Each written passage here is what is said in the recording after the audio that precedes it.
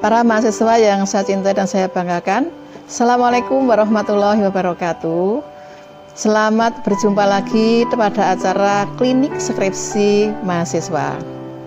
Kembali saya sampaikan bahwa klinik ini bertujuan untuk membantu mahasiswa supaya penyelesaian tugas skripsinya menjadi lebih cepat tetapi tidak mengurangi kualitas. Beberapa hal yang perlu saya sampaikan berkaitan dengan penelitian sejarah. Pertama, mengenai pembuatan judul.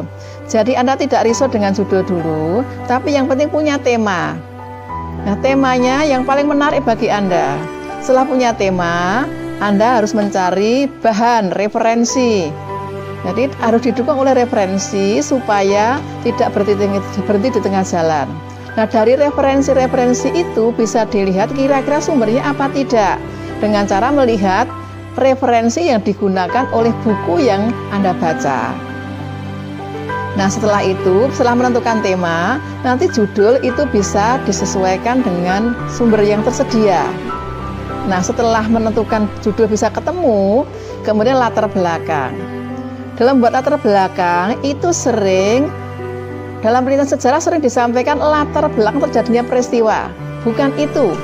Tetapi latar belakang mengapa Anda tertarik pada tema yang akan dibahas. Jadi ada sesuatu apa yang menarik sehingga disampaikan di situ. Ya, perlu diangkat dalam sebuah skripsi itu mengapa. Jadi alasan subjektif Anda, tapi alasan subjektif yang didukung dengan bahan referensi. Nah, kemudian setelah latar belakang yang lebih penting adalah merumuskan masalah. Jadi merumuskan masalah itu sesuatu yang perlu dipecahkan. Kalau tidak perlu dipecahkan, jangan dijadikan rumusan masalah. Sebagai contoh, ya, biografi seseorang. Ya, kalau misal judulnya itu tentang peran Ki Hajar Dewantoro dalam pendidikan, ya, itu. Jadi Anda memilih mengapa? Jangan bicara masalah biografi dipermasalahkan, tetapi apakah biografi yang terkait dengan biografi, misalnya pendidikan, mempengaruhi konsep berpikirnya Ki Hajar Dewantoro, misalnya seperti itu. Ya, jadi kembali rumusan masalah itu sesuatu yang perlu mendapatkan pemecahan. Kemudian yang berikutnya, yang krusial adalah masalah kajian pustaka atau kajian teori.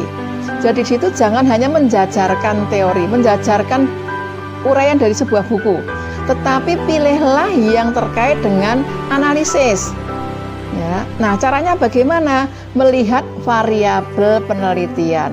Entah itu penelitian kuantitatif, kualitatif, ataupun historis, itu pasti ada variabel penelitian.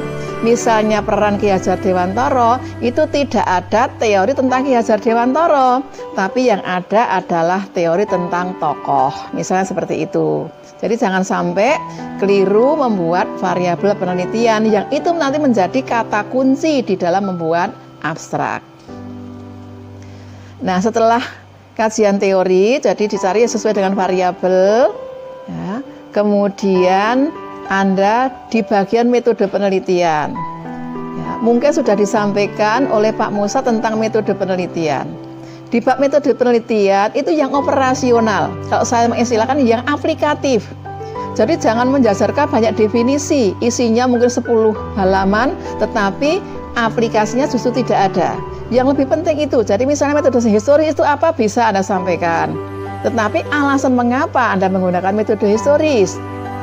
Ya, kemudian teknik pengumpulan data. Ya, jadi jangan mendefinisikan tentang wawancara, observasi, sejarah tidak bisa diobservasi, dokumen, misalnya kan gitu.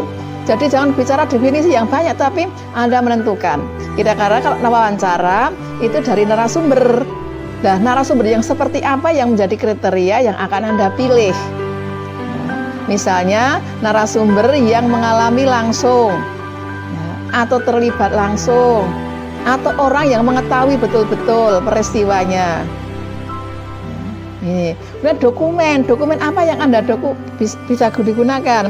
Jadi misalnya Anda ke lokasi, itu berarti Anda dokumen, karena peristiwa sejarah tidak bisa diamati, yang ada tinggal peninggalan. yang menjadi dokumen, yaitu dokumen peninggalan bangunan apa, misalnya Menara Kudus, misalnya Monumen Nasional, ya, atau yang lain lagi, atau peninggalan keraton. Itu sudah menjadi dokumen dalam sejarah, bukan peristiwa lagi, sehingga tidak bisa diobservasi. Nah, dokumen itu tadi kan ada dokumen berupa benda, ada dokumen foto, ada dokumen yang berupa dokumen tertulis. Ya, bisa arsip. Nah, kalau yang di bagian metode itu sumbernya bisa arsip, bisa dokumen, bisa narasumber, ya, otomatis teknik pengumpulan datanya bisa dengan wawancara, bisa dengan dokumentasi.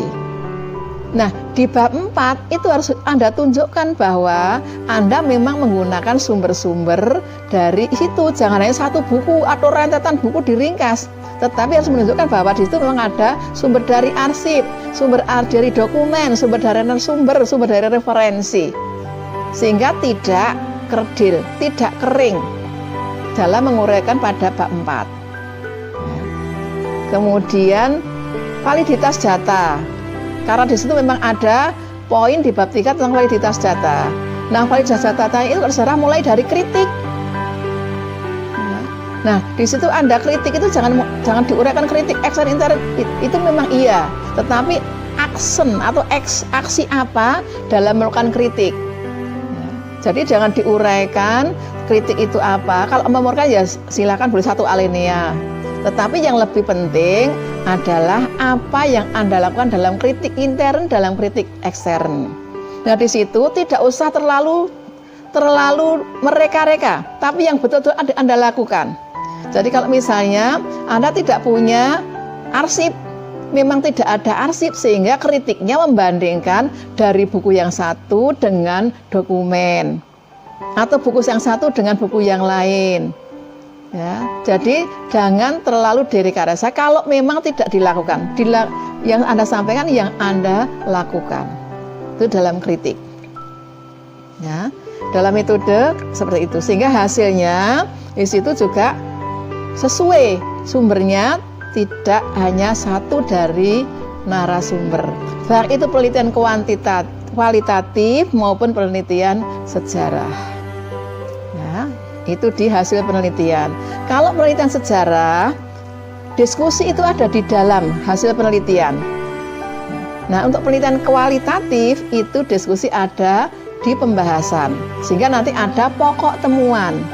Nah, dalam pokok temuan itu intinya menjawab rumusan masalah minimal, tapi mungkin ada temuan lain yang tidak terekam atau tidak ada di dalam rumusan masalah.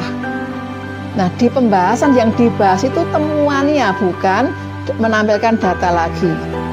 Jadi pokok temuan tadi dibahas dengan komentar Anda, dengan didukung oleh sebuah referensi. Nah, disitulah menunjukkan kualitas analisis dalam penelitian kualitatif. Nah, dalam penelitian sejarah di situ, di dalam hasil itu akan nampak kualitas analisis Anda menggunakan teori apa. Misalnya peran Ki Hadjadewantara dalam dunia pendidikan. Nah, di situ teori Anda yang gunakan apa di situ? Ya, jadi bisa mengambil teori lagi untuk melakukan analisis ada di bab 4. Ya, itu bab 4. Jadi yang sering dialami seperti itu. Kemudian kesimpulan. Nah, tadi sudah disampaikan Pak Musa juga bahwa kesimpulan itu bukan meringkas, tetapi inti dari permasalahan itu diungkap di dalam atau disampaikan di dalam kesimpulan. Nah, kemudian implikasi dari kesimpulan itu apa? Yang sering tidak koheren, ya, tidak ada kesinambungan. Di situ dari hasil kesimpulan itu mempunyai implikasi apa? Mempunyai konsekuensi apa? Ini yang sering salah dan terpisah antara kesimpulan dan implikasi. Jadi dari kesimpulan itu mempunyai implikasi apa? Mempunyai konsekuensi apa? Nah, dari konsekuensi itu Anda menelurkan saran apa sehingga ada koheren, ada kesinambungan. Ya, saya kira itu dalam waktu yang singkat mudah-mudahan bisa menambah kejelasan Anda dan mempermudah serta mempercepat Anda dalam menyelesaikan studi. Saya kira cukup itu. Terima kasih. Akhirul kalam, billahi taufiq wal hidayah. Assalamualaikum warahmatullahi wabarakatuh.